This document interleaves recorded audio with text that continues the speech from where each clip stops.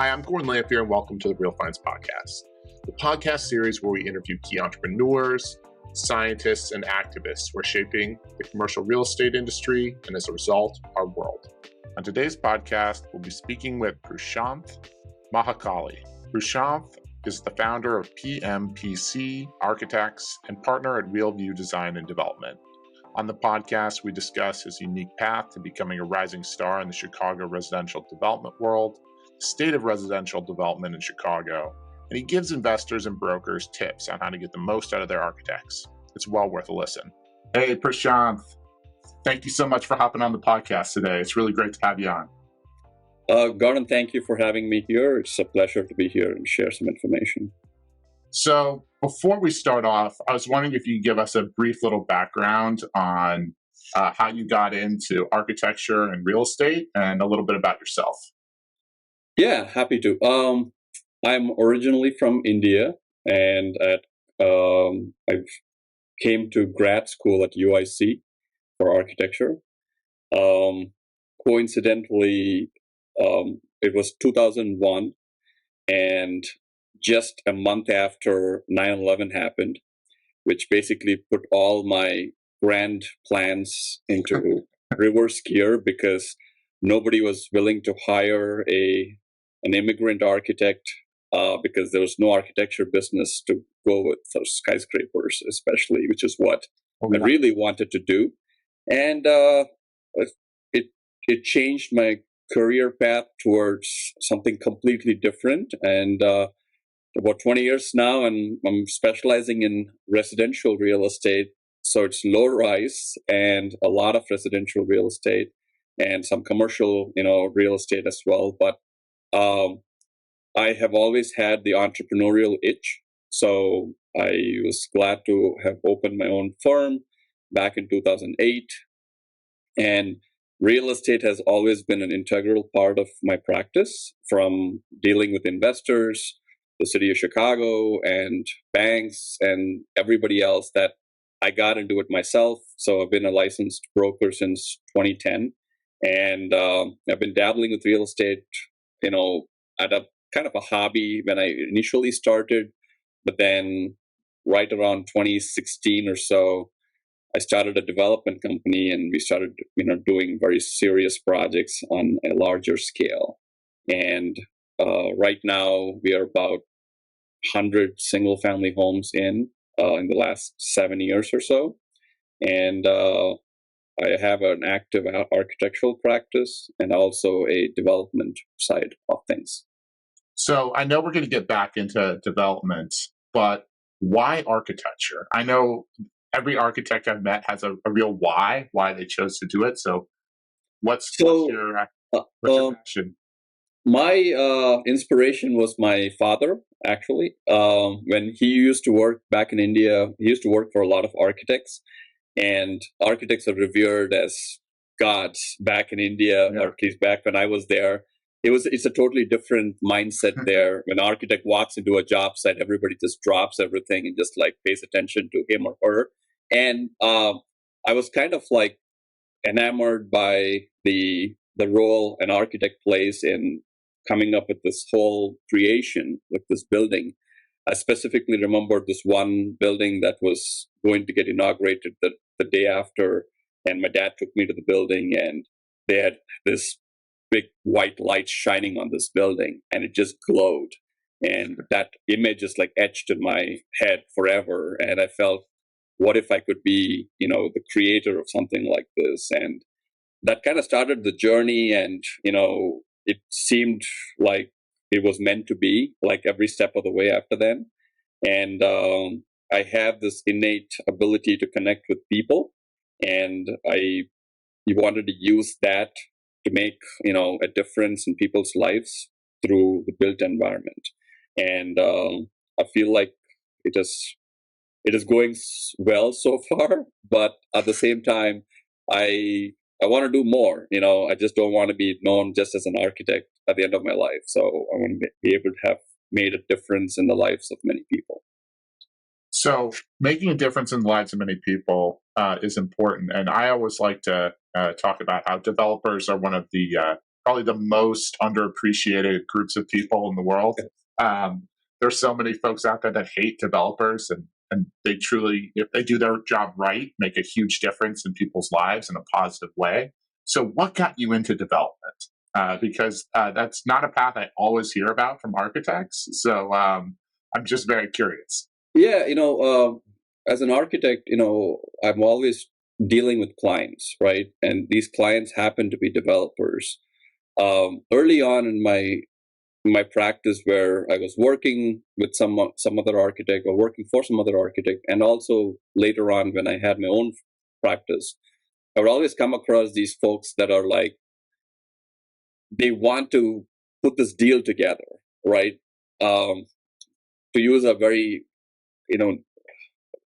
a term that is often misused, the art of the deal.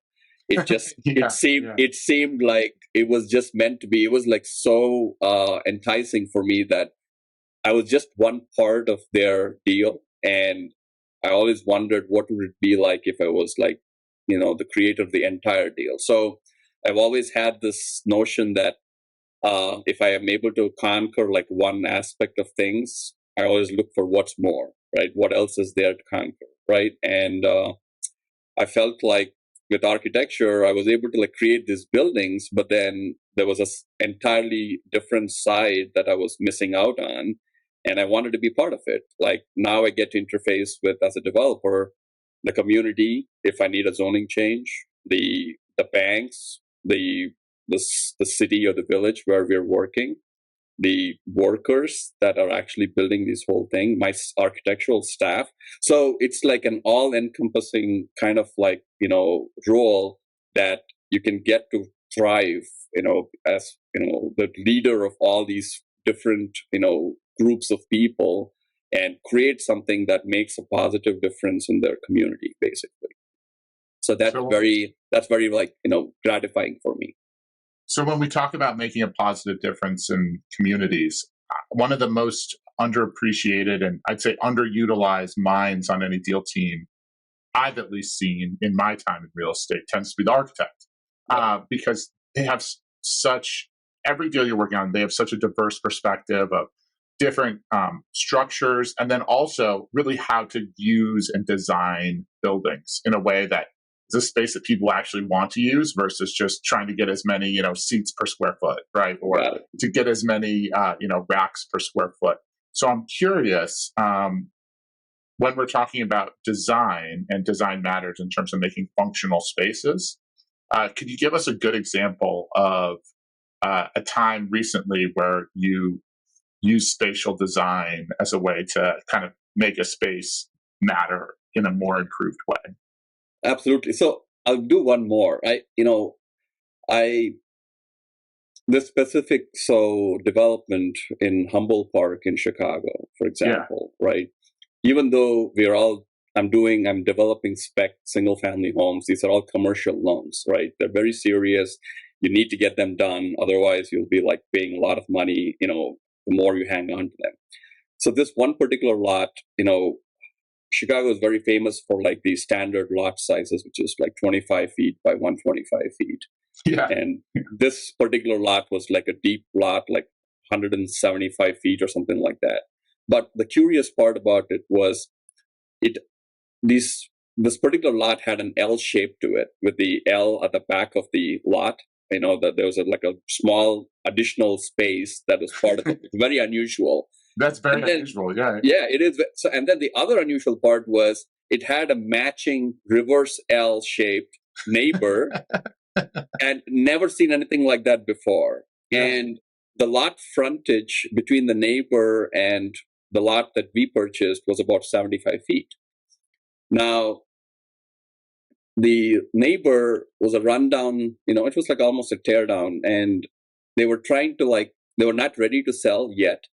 But as soon as I acquired our lot, I knew that if I acquired ours, there was no way they could sell their land to anyone else, because I always had that back portion of the L from my lot surrounding theirs.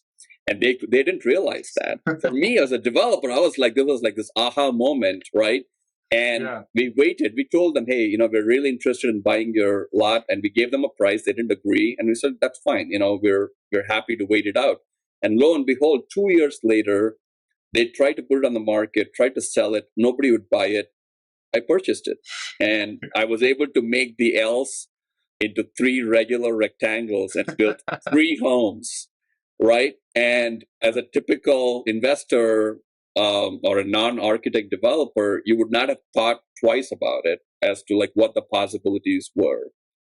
My knowledge of the zoning code, and along with looking at specific site conditions, enabled me to like be a more effective developer, right? And look at the future possibilities and the highest and best use of the land.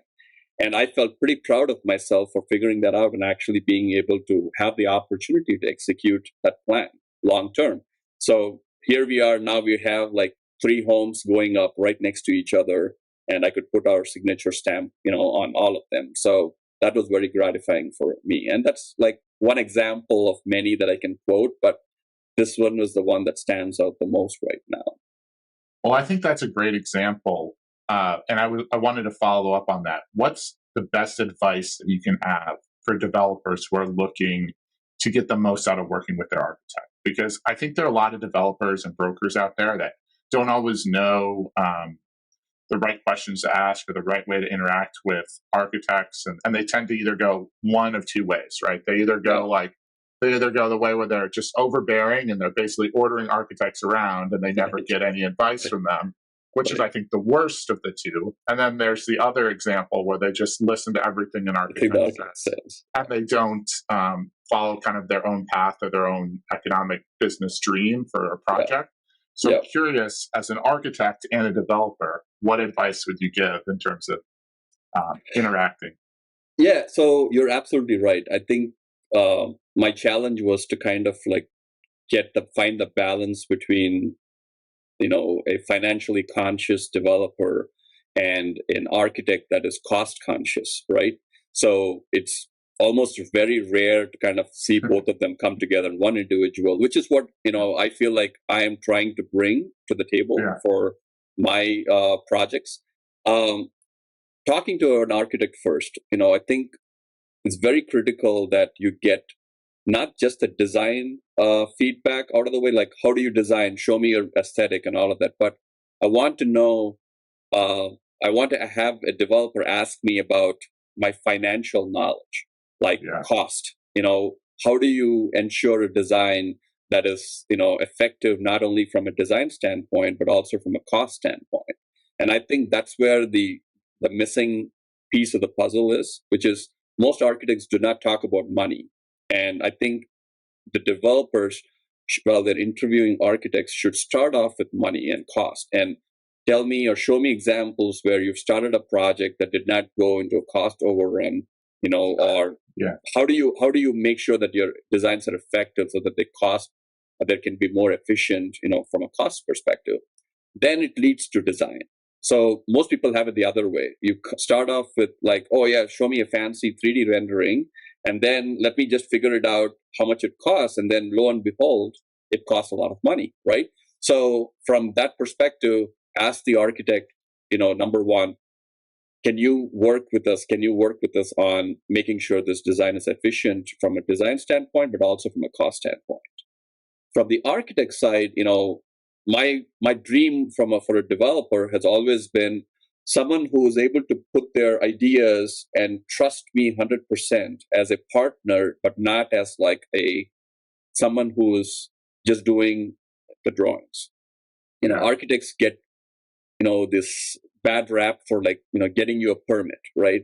So if you're just going to an architect to get a permit, that's like great disservice to the, education that this person has gone through, because they're able to provide you a lot more. And you have to be able to demand that from the architect, saying, I don't want you to just be, this person who's just figuring this permit situation, but also like, what else can we do? And that really inspires the architect to like come to you and say, wow, this client is special. Let me give them something more than just drawings, right?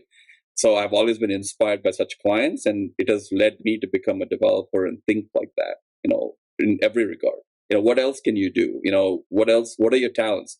I know everything about all my workers, my everyone that I lead to. Like, I want to know about them. Like, what motivates you? Why are you doing this? And then I take a cue from there, and then assign it to like my project, and then say, let's create something special, right? So that all of us are proud about this. So, talking about creating something special, Chicago is a very special city for architecture. Yes. It's got a very unique sense of place and a unique moment in the history of architecture as well. So, I'm curious, in terms of Chicago's architectural scene, what are you seeing right now as some of the latest trends in Chicago residential architecture? So in residential architecture, there's like a distinct, split between custom or residential architecture and then the spec homes that are available for sale. Chicago is one of those cities that, it's both positive and negative in the sense that you could come to a street and there are no, nobody can tell you don't do this unless it's like a landmark street or something. You can come up with whatever in the middle of the street, right?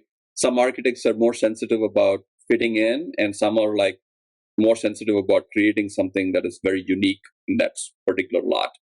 So it gives you that opportunity to like express your best, creativity from an architecture standpoint, which I like. But it also means that you have to be respectful and be responsible should you have that opportunity. So I have been on both sides. We have done where a historical building where your developer's trying to convert that from an adaptive reuse standpoint. So we had to make an addition. So how do you make an addition that doesn't stand out or try to imitate, the original building, but have it stand on its own. So it was a right delicate balance, which when you have to like take into account the needs of the community and all of that. But overall, the city is like so cool in terms of being able to express your creativity from multiple as a developer, because they're open to it. The people, the buyers, the community, they're all like, if you do something nice, they appreciate you, and then it creates a brand that you can follow along into different, neighborhoods. We have, for example, I'm doing the modern farmhouse, which is kind of like people are not. I always trying to find out when will people get sick of it, but doesn't seem like anyone's getting sick of it. So they're like, give me more. So we've come up with like a strategy on like, coming up with similar buildings in different neighborhoods, nice, neat facades, very clear, crisp details that stand the test of time. And it's been working really well for us. And no one's ever complained, oh, there's too much of this, because they all look good and they all make good additions to the neighborhood, Well, Chicago is a city full of Midwesterners, so I'm sure that modern farmhouse style plays well. In terms of, I wanted to touch on, you mentioned adaptive reuse. And one of the things that we're seeing in all sectors of the real estate industry is a wide swath of adaptive reuses.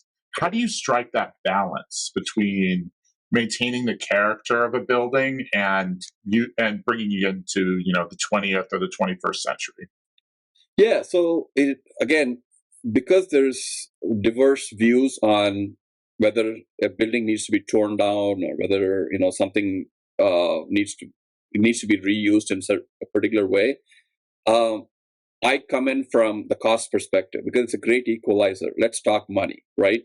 If the comparables in that particular neighborhood support a tear down and a full new construction, I think it should be considered. But it's not always possible because sometimes this particular project site, for example, let's talk about a commercial building, mixed use building, where you're trying to put, you're trying to change the use of the first floor retail space, because that's usually the challenge is empty storefronts and all of that. So if you try to make it into something that's like a live work space, does it work?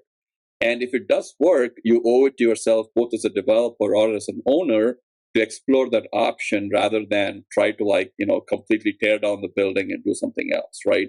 So I would say base it on what it costs to tear down and build new, and then compare it with, can I have a different use for this building? And the Chicago's building code was recently, revamped completely from the ground up. So Yeah. it allows for a lot of things that were previously not allowed before. So I think having a conversation with an architect, which is usually a complimentary consultation that most architects provide, to like discuss various ideas, would be a very, very wise first step for a developer or even the owner of a building. Yeah. Fascinatingly true.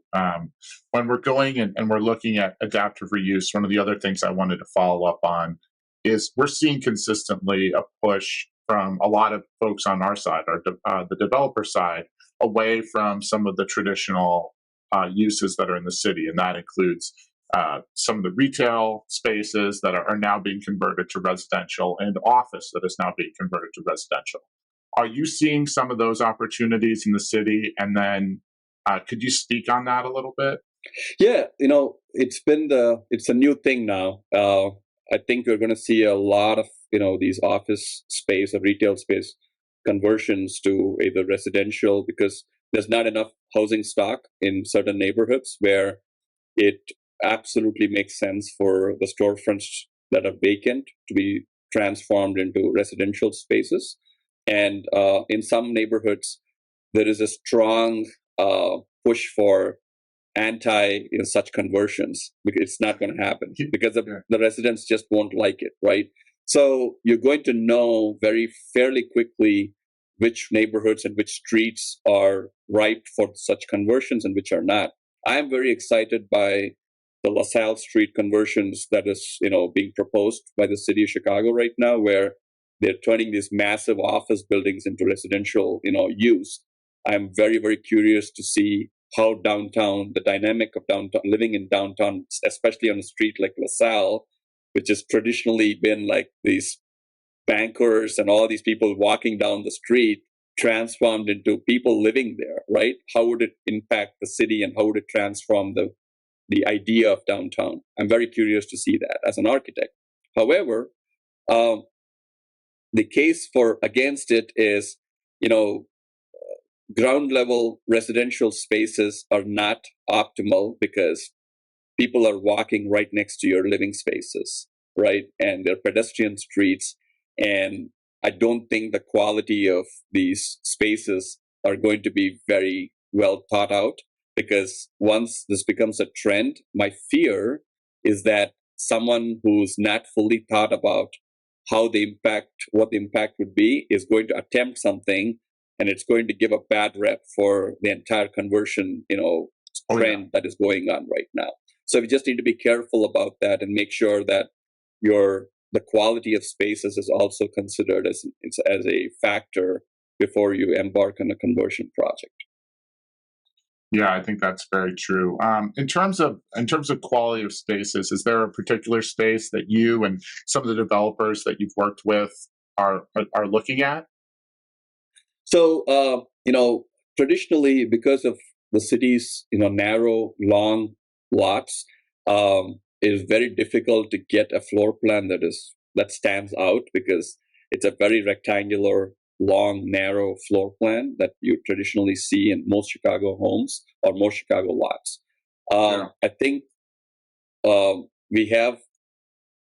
it's the architect's dream to have like a double height space, inside a building. And I feel like, introducing these double heights and playing with the volume of spaces on the inside creates unique opportunities for us to enjoy the space a little bit more.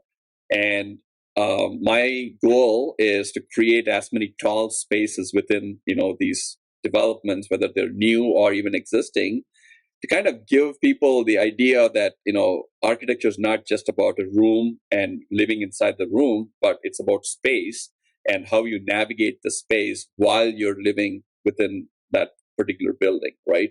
And it gives people some kind of they're excited to walk into that space. And there's in architecture school, we've taught about, introducing drama, like Frank Lloyd Wright, for example. All his buildings would get you through a very, very small, like a low ceiling space as you enter the space, and then it just transforms into this big, wide open, tall space. So you're creating the drama as you enter the space. Those are all like tricks of the trade that most architects have, but they don't get to use those tricks in everyday developments. So when they're talking that language to the developer to get the developers excited, I feel like there's more room for it. I myself, I would consider there's this building called Unity Hall in the South Side in Bronzeville neighborhood by IIT that we were involved in as the architects for an adaptive reuse. This was a 3-story church, like that was like really, really big and tall and one space. And the developer chose us to kind of like figure out how do we get student housing inside it.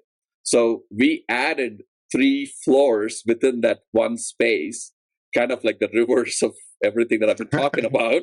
Yeah. But, it turned out to be like, created many units within that one big giant space and saved the building from ruin, because it was like a landmark building. And then we adaptive reuse, we had an adaptive reuse project of converting it into student housing.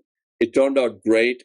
And I was very disappointed that we were losing the double height spaces and everything. But at the same time, it turned out to be like a great project that the building won an award for. So it's very gratifying from that perspective that you're able to like make these, spaces and fill them up with usable spaces, or carve out the small space and make it into a dramatic space inside the building.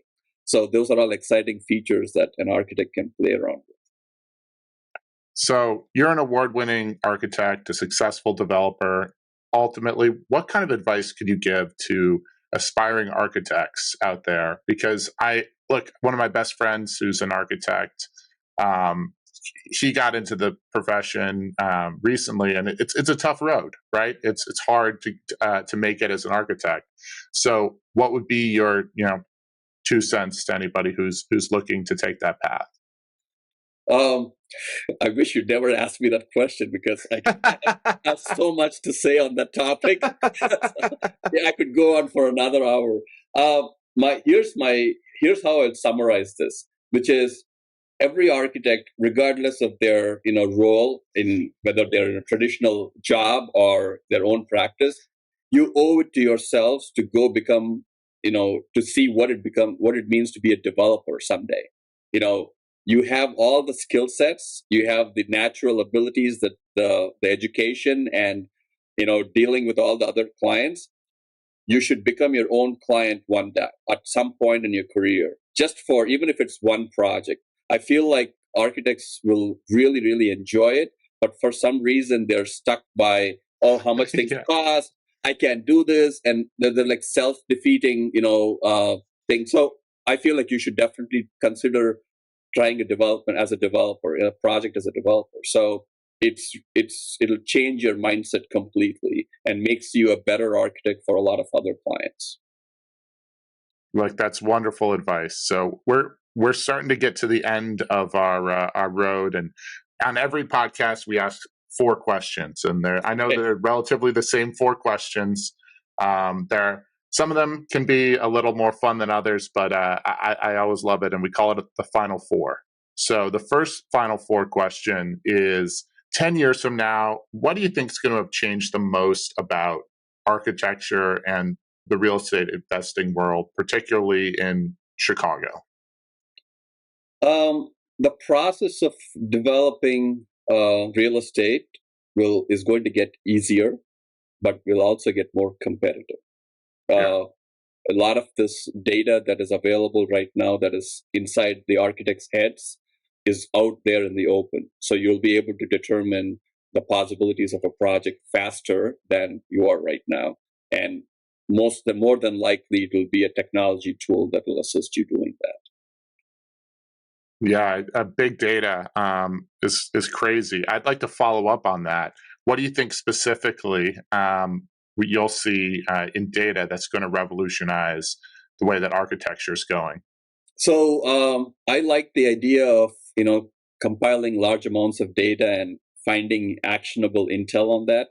One of the big examples I give is, Chicago Cityscape, which is a website that is currently active that pulls all the Chicago big data and then gives you, information on what is happening in which neighborhood, so that you're able to like pick up on trends faster than if you were to try and sift through the data yourself, right? So you have to be able to know how to slice and dice data, which will become an essential tool for a lot of people in the coming years. That you need to know how to manipulate data, whether you're an architect or an investor or a developer, because data will be like the information, that the data will be like something that will keep you on top of your game. And if you don't, what to do with it, you'll probably end up following other people. Look, we've had a bunch of other data scientists and property tech folks on the podcast talking about data before. Data. It's the future. So we've gone to talking about the future. Now we're going to take a step back and talk a little bit about the past. So if you could travel back in your career to when you just started out and you just got out of school, and you had to say to young Prashanth, what this is the right way to go about it. What would be your few 2-minute spiel that you would give yourself for life advice? I would not change anything. I would I wish I had a regret, but I'll give you an example that most users relate to. I always had the entrepreneurial itch. I had to go find an entrepreneurial solution to any problem I faced because it's out there, right? And I was out of a job in 2008, and the recession happened, and I shared this with a lot of other people too. I would sit at City Hall and, basically go behind folks that were not helped at City Hall. I'd go behind them and say, "Hey, I'm an architect. I just heard you talking to this person and doesn't look like they helped you. I'm able to help you, and here's how I can do it." And they appreciated that. And oh yeah, some people would be like, "Oh my God, that's like crazy." And I'm like, but at that time, I did whatever I had to do to kind of make a living. And, it's those moments that kind of shape you. So everything that I have right now is based on all those experiences, and I would not trade them for anything. Hey, being a go-getter and going out and getting that real firsthand experience of chasing deals and chasing potential. Look, that's priceless. I don't care what business you're in. And one of the things that we always like to talk about is some of the other ways you can get kind of priceless knowledge or experience, which is through books. Yeah. And I'm curious, do you have a particular real estate or business book that you think has influenced your career? I don't get to read a lot of books, but I am my Audible addict. So because I spent a lot of time in the car, I felt like, instead of making excuses for saying no time, I just turn Audible. I have the Audible app. I have like 10 books that I'm always listening to. Right now, I am very intrigued by Grant Cardone and the 10X Mentor. And it's on Audible, and it's very compelling to hear him talk, and it's like him talking to you directly. And there are a lot of things that I don't try to fall into, like this whole personalities, but I feel like there are things that you can take away from what he's sharing that are very, very helpful, both in real estate and non-real estate related, just life. And I'm enjoying listening to that book right now, and I'm curious to see how I'm going to apply some of the things that I heard him share in that book. Very cool. Yeah. I mean, look, I don't care who it is. There's anybody who's successful has incredibly unique tidbits that you can take and you can apply to your life. So the last and most important tidbit that we always like to go after, and this is the whole reason for the podcast, is going out and finding out who's the next person we should have on who's influencing the real estate world. And it could be anybody that in your network. It doesn't have to be someone from Chicago. Who's that next person we should go out and talk to? I am very curious about this one guy. I think his name is Scott McKenna. He's got a company called McKenna Capital, where they're doing a lot of big deals across the United States. I am curious to see how I could myself become an investor with their company, but at the same time, they looks like they've managed to crack the code on multifamily and just investments on large scale properties that are available and syndicated with people and get investors to invest with them. That is something that I want to do at some point in the future. So I'm very intrigued by them. I don't know enough about them, to be very honest, but I'm very inspired and intrigued by their model and what they're doing. I'm happy to share more information with you offline. That sounds awesome. Look, Prashanth, thank you so much for hopping on the podcast today. We got one final question, and that is how does somebody who listened to this podcast today who wants to reach out to you, how do they best get in contact with you? The first time is if you can figure out how to spell my name, that's like half the battle right there. And then hey, as a Lamphere with the PH, I know the same feeling, so it's fine. Yeah, Prashanth Mahakali is a mouthful, but if you Google my name, there's a good chance that you'll either land on my architectural website, which is PMPC Architects, or my development website, which is RealView Design and Development, or realviewdd.com. So I'm easily reachable. I love helping people, so I look forward to hearing from your listeners and in being of any help that I can and in their development journey. Prashanth, thank you for hopping on today, and we have to have you on in the future. Perfect. Thank you for having me, Gordon. I really appreciate it, and I am so excited for your venture and the time you spend in creating these podcasts, episodes that are very, very helpful. Thanks again to Prashanth. We appreciate his insights, and if you enjoyed the podcast, please give us a like, a 5-star rating, or review. Your comments, interactions, and subscriptions truly matter and help us continue to provide quality guests. You can follow us on YouTube, Spotify, or wherever you get your podcasts. I'm Gordon Lamphere with the Real Finds Podcast. Thank you for listening.